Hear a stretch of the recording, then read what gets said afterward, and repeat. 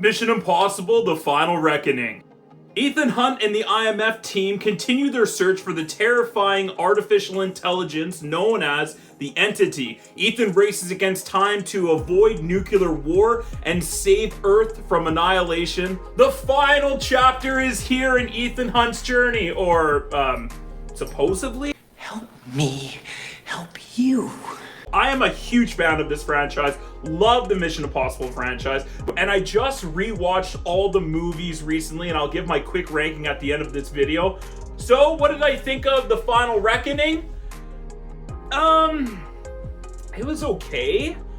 Yikes, I wish that I could, come out here and be like, yes, it's amazing, it's one of the best Mission Impossible movies ever, you know, it's in the top 3, the action's just the best I've ever seen, blah, blah, blah. But I can't quite do that. Ultimately, this movie is good. It's got some great moments. It's got some actual moments that are maybe some of the best in the franchise. And then it also has some of the worst moments in the franchise. So it's a very much a roller coaster, up and down kind of film. And a lot of that comes to the writing. While I think that the actors are great in this film and the action is pretty good, the plot is all over the place. Like, the first hour and a half of this movie is basically one big exposition scene. Like, it's kind of going over what the entire franchise has done so far, you know, reintroducing characters, killing off some characters, you know, bringing back everything that has happened to Ethan Hunt. And really, to me, this movie could have started about 45-50 minutes into the movie. Should have been where the movie actually started and began. And I think if they trimmed off that first hour or so of the beginning of the movie, the second half of this film is awesome. And I think that just would have boosted this movie by like 15-20%, because this movie is way too long. It's 2 hours and like 49 minutes or something like that. And it's just simply too long. It is ridiculous. And the last movie, I felt the same thing. While I enjoyed Dead Reckoning a lot more than The Final Reckoning, Dead Reckoning was still too long. It felt like they could have shaved off like 20 minutes. This movie, they could have shaved off like 45 minutes. The gift of a Christmas shave. Like, there's so many characters being introduced, there's so many plot lines and subplot lines and, you know, places they need to go, and it just, a lot is happening. And the stakes feel high, and they keep raising them, yet at the same time I'm not really caring that much. Like, they don't dive into the characters deep enough to make us go yeah, we want to save these people, we want to save this planet. And ultimately that comes down to the writing. So I think that the writing of this film is not well executed. They did the best that they could. The writers wrote themselves into a corner by splitting the, Dead Reckoning and The Final Reckoning into 2 movies.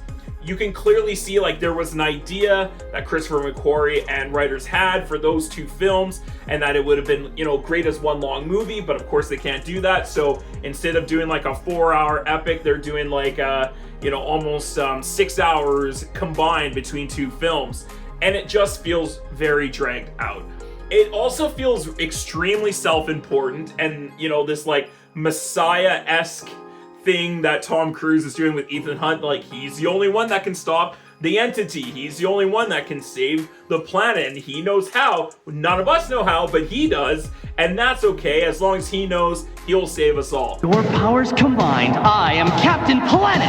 Captain Planet, he's our hero. It's just a little bit self-serious at times, where I felt like Dead Reckoning, Fallout, Rogue Nation, Ghost Protocol, those films are a lot of fun, and there's a lot of hilarious moments in those movies that make it sort of these vaudeville humor and Buster Keaton films and stuff like that. This movie is dead serious. Maybe 2 jokes in the entire film. The rest of it is so self-serious that it's hard just to be this is a great time at the movies. But,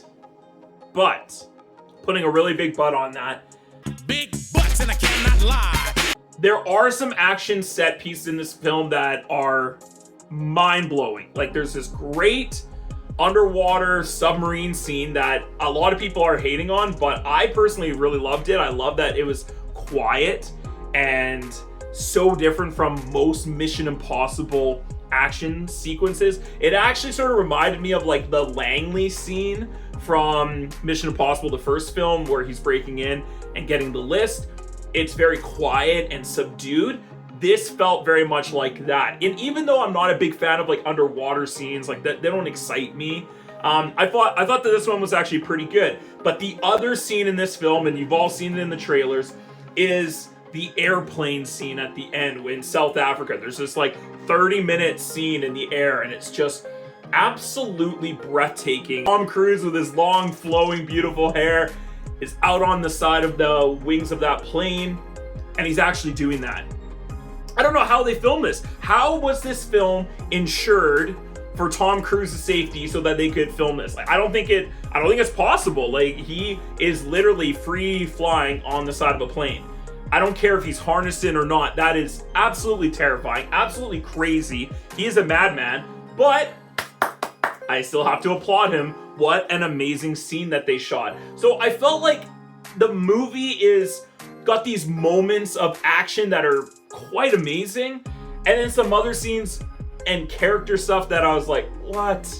That makes no sense. Like, Haley Atwell is fantastic, but again, the writing of the script doesn't give Haley Atwell very much to do, so her character's kind of boring in this film. Like, way more compelling and interesting in Dead Reckoning than in this film. And of course, there's so much happening with like nuclear launch codes and, you know, conference military meeting rooms going wrong and people discussing the end of the world. Even though the subject matter and everything seems so heightened and so tense, how it was ultimately executed and written, it just was like, okay, cool.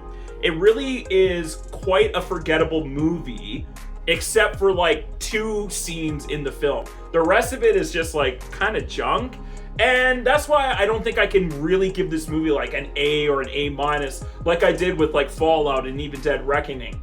I had a good time with this movie, and I think if you're a fan of Mission Impossible, you gotta go check this out in theater. And it is worth seeing on the big screen, especially for a couple of those amazing action sequences. You can wait for this to come out on streaming services if you're not a fan of the Mission Impossible series. Number 8 goes to Mission Impossible 2. Number 7 is Mission Impossible: The Final Reckoning. Number 6 is Mission Impossible 3, the J.J. Abrams. Number 5 is Mission Impossible: Dead Reckoning.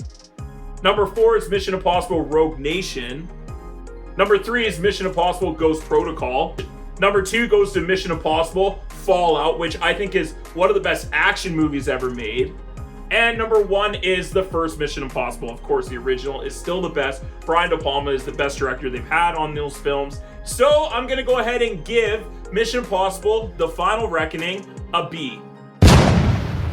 If you like this video, click that like button and subscribe to my channel for more content. Also, while you're down there, comment down below, what did you think of Mission Impossible: The Final Reckoning? Were you excited for this film? Did you think this movie was excellent or just okay? What is your ranking of the Mission Impossible films? Come back and check out some other movie reviews such as Clown in a Cornfield, Thunderbolts, and Sinners. Thanks for watching, everyone. Have a great day, and we'll see you on the next film.